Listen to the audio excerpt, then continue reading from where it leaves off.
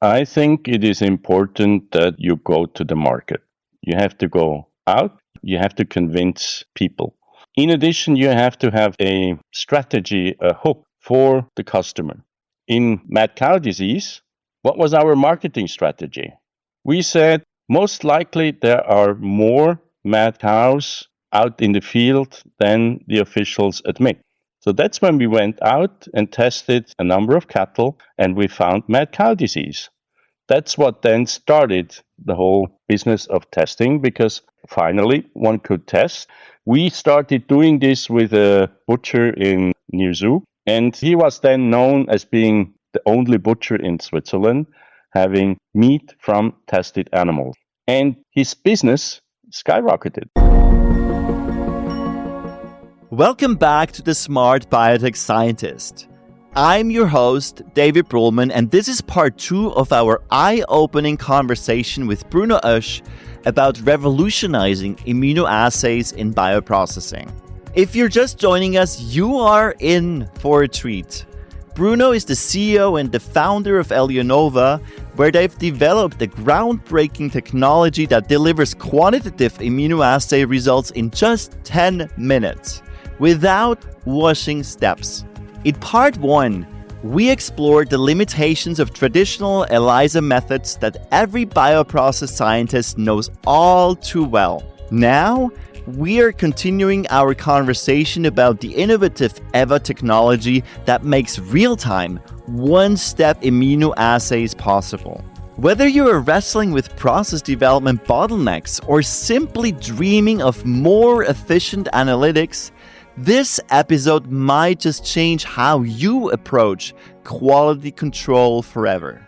So let's dive right back in with Bruno Oesch and discover how this technology could transform your daily workflow in bioprocessing. Are you juggling the complexities of CMC development while trying to enjoy the beauty of biotech? Have you ever wondered if there's a way to simplify bioprocessing? Welcome to the Smart Biotech Scientist podcast, where we're diving headfirst into the very challenges you face. We're breaking it down, demystifying the jargon, and giving you the keys to unlock your full potential. I'm your host, David Brulman, and I get it. With 15 plus years in the biotech industry, I face the same challenges you do. There's a way to simplify and streamline so you can remove complexity, you can skip trials and errors, deliver without delay your groundbreaking therapy to clinics and market, and still enjoy every single step. Do you want to learn how industry experts and I did it? Grab a cup of coffee and your favorite notebook and pen.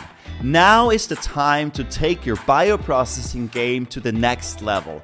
Let's smarten up biotech.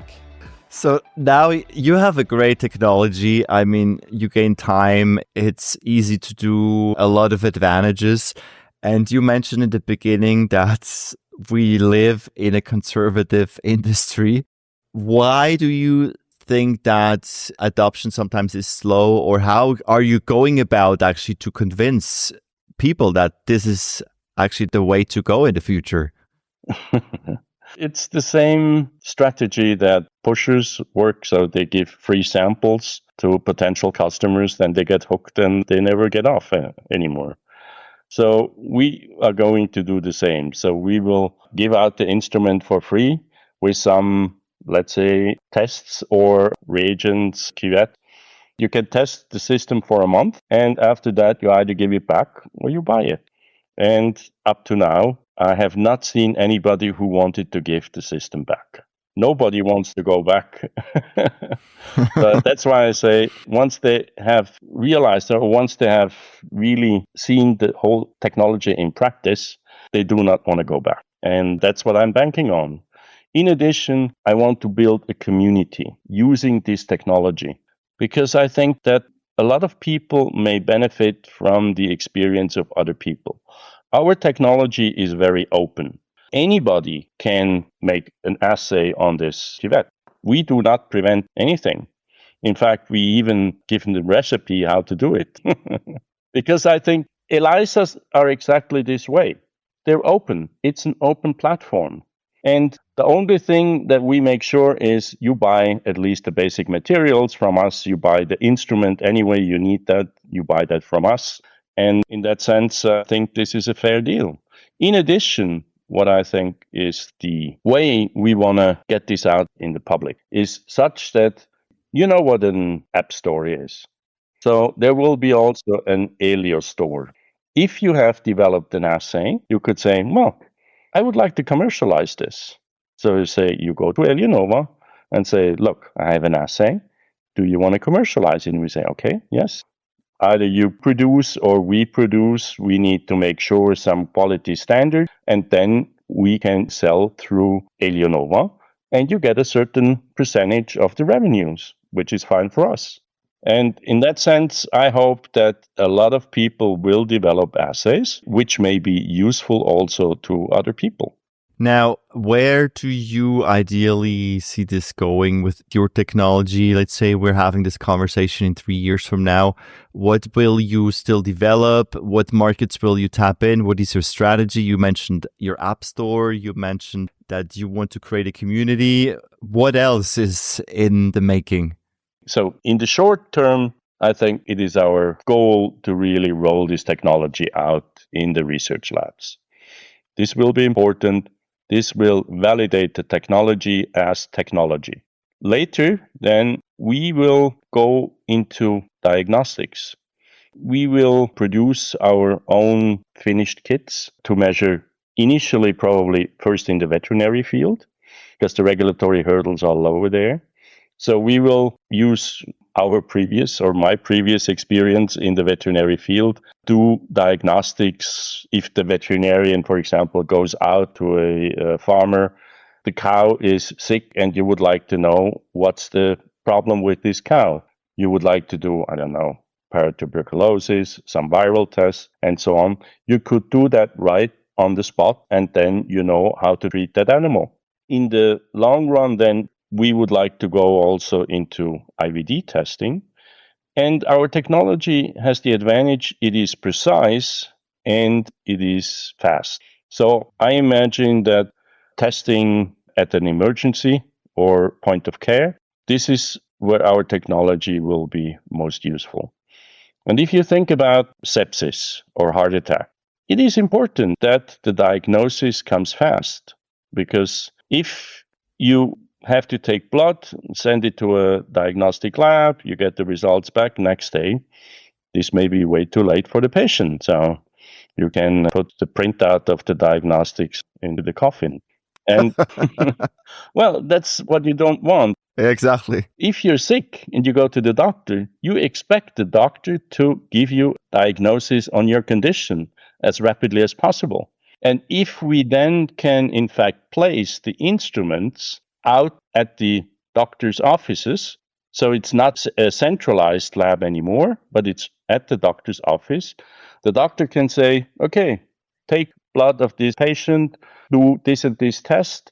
10 minutes later, he gets a result and he can continue treating the patient. So this is the vision. Yeah, that will definitely a huge game changer, yeah.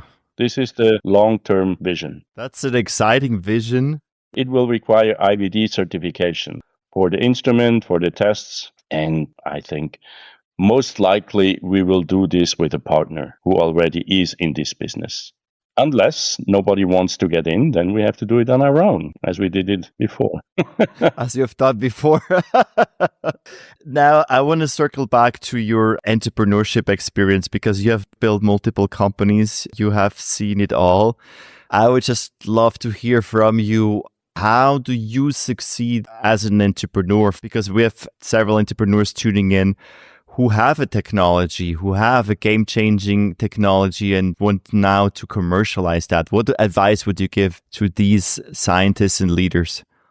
I think it is important that you go to the market. You have to go out. You have to convince people.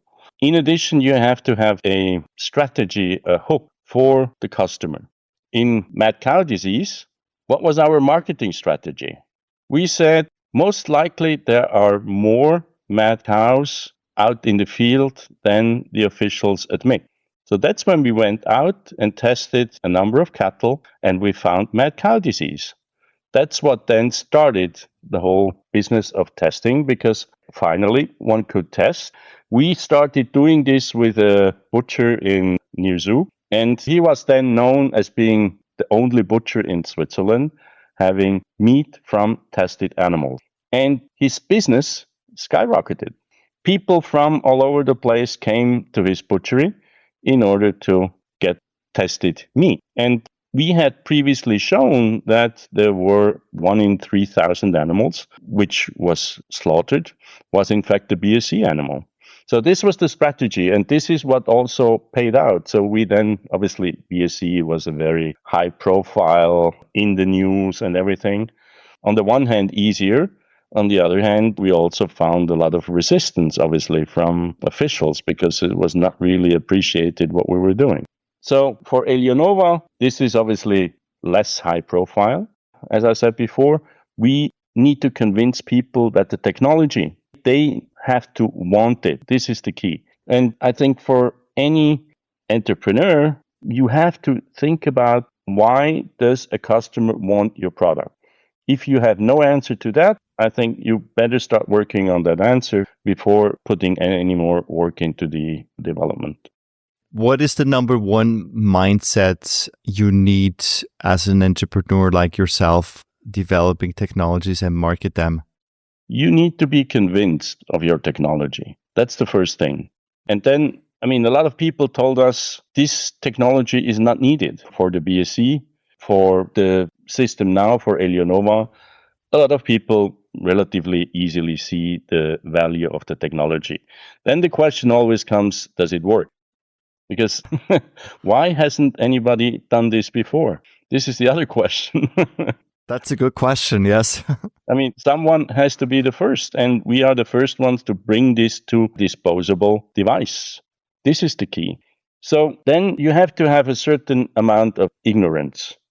If you're convinced of your technology, push ahead, but also be to a certain extent realistic. Try to check with customers whether they really want it, whether they would think that this might be really useful. And if that is the case, then you have a case to be also ignorant. We developed the BSE test against all external opposition. A lot of people in the field, in the BSE field, they told me, Bruno, you're crazy. Nobody wants this. And I said, okay. And this is why we came up with the strategy that it has to go through the public. The officials did not want to have BSE. And that's why a lot of countries didn't have BSE for a long time. It was England and Switzerland. And all the countries in between and around us, they didn't have any BSE. So the strategy there was don't look, don't find. And we then had a lab in Germany where, in fact, 2 labs that did our tests, and they tested for another company that was making baby products. And that guy said, I want to know what goes into my product. And they found the first cases in Germany. And that was then the start of the whole crisis in Germany, because all of a sudden the authorities, they could not deny anymore that there was BSE in Germany. And it caused the reduction of the beef consumption by 30%. So you really have to be convinced of your product. Go ahead, grind through, get advice from people, try to figure out whether some advice might be good, some advice might not be good. Some people, they will say, okay, give up because nobody wants this. So then you have to really think about yourself. Where are you? What is your strategy in the end? Excellent. Thank you very much for this great advice. It's exciting what you're doing.